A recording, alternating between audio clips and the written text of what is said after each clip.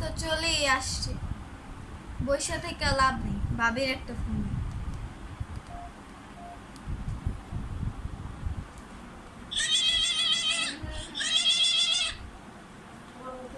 Hello hello ভাবি, কেমন আছেন? কুরবানি তো চলে আসছে। কি অবস্থা তোমার? আসবে না ঈদে?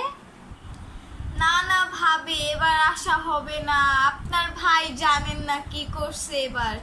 এবার অস্ট্রেলিয়ান গরু নিয়ে আসছে। আমি এত নিষেধ করার পরেও তাও কত টাকা জানেন না, 3 লাখ টাকা দিয়ে গরু নিয়ে আসে। আমি যে এত নিষেধ করছি তারপরেও বেচারা। ও আচ্ছা, তাহলে তো ভালোই হয়েছে।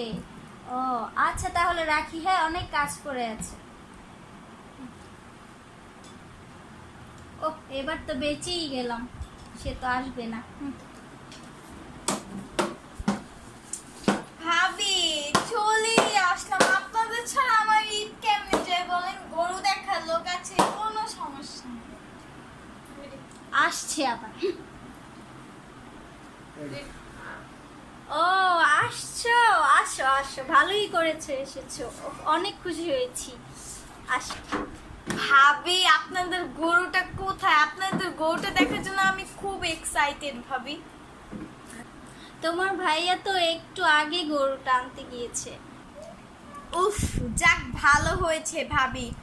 এবার কিন্তু গরু 2টা রান আমাকে দিবেন, ভুঁড়িটা পরিষ্কার করে কিন্তু আমাকে দিয়েন ভাবি, প্লিজ ভাবি।